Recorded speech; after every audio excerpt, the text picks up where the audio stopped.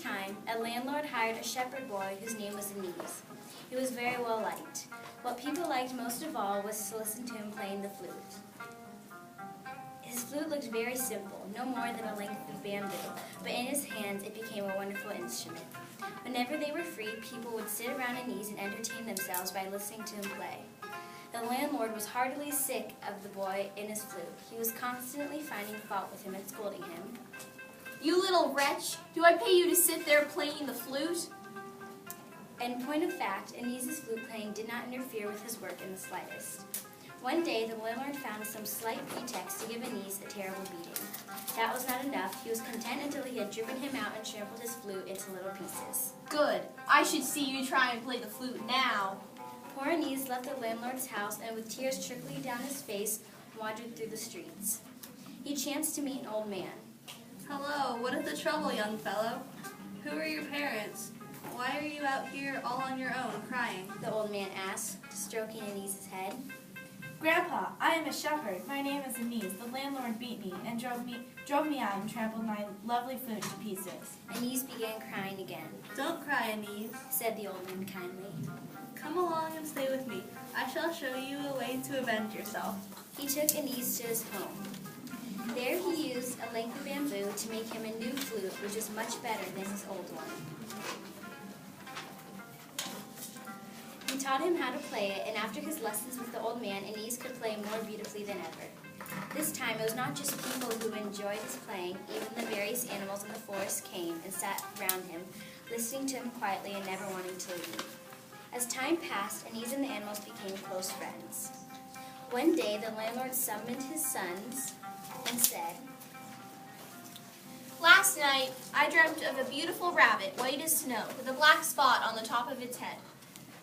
I like the look of it very much. You must try and catch it for me in the forest." "Father, we have never heard of such a rabbit." his sons replied. "Where can we go to catch it for you?" "You hopeless creatures! Didn't you hear what I just said now?" cried the landlord. "Oh," cried the landlord in a temper. "Go and look for it. Whoever finds it will inherit all I have when I die." The eldest son thought to himself, "I am the eldest. I should inherit my father's property anyway, whether I catch the rabbit or not. But supposing they..." He stepped forward and said, "Brothers, let me go. I fear no danger, if only I can make my father happy." He set off on his way, looking around him carefully, and after a while an old man came towards him and asked, "Young man, where are you going?" said the old man. Wait. The eldest son told what... The eldest son... Wait, sorry. Oh, sorry. The eldest son told him why he had come. "Go to the forest then, Said the old man. and look for the rabbit. Aeneas is tending my cattle there. Tell him what you want and he'll help you." The eldest son went to the forest, found Aeneas, and asked him for his help. "Of course. Aeneas smiled.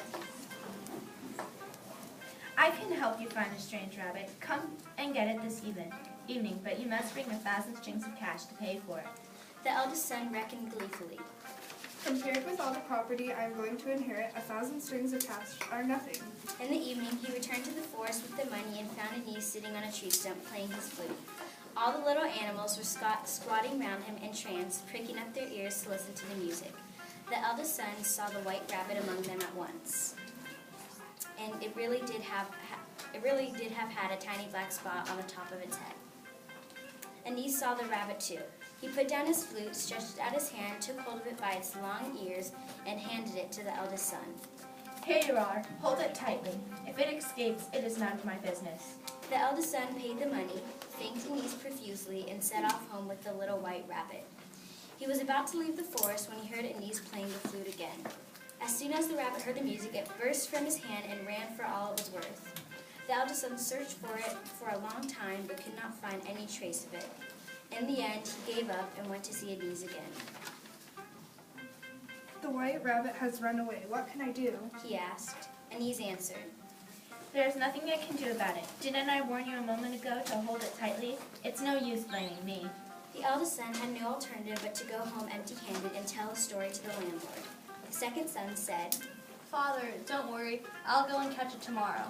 Next day, the second son went to try his luck and met the same fate as his elder brother.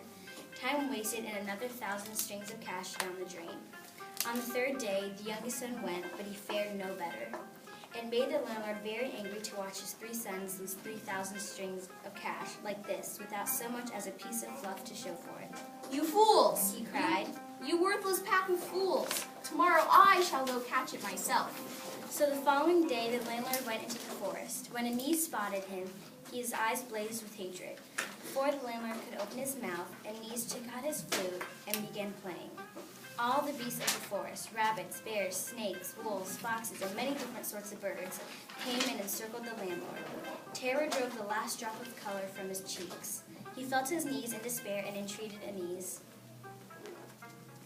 My lord, save me! Save me! Landlord, do you remember Anise? At one sound of my flute, these animals will eat you alive. Alas, oh my lord, don't treat me as I once treated you. He lay prostrate at Anise's feet and sobbed. I promise to give you anything that you want. Don't let them. I'm so scared. Very well. I will spare your wretched life this once, but you must never bully poor folk again. If you don't turn over a new leaf, it won't be so easy next time. And when you get home, you must give half of all your worldly goods to the poor villagers. Is that clear? Yes, yes. The landlord rose to his feet and fled in abject terror. He followed Anise's instructions and distributed half of his estate to the poor. That made Anise more popular than ever.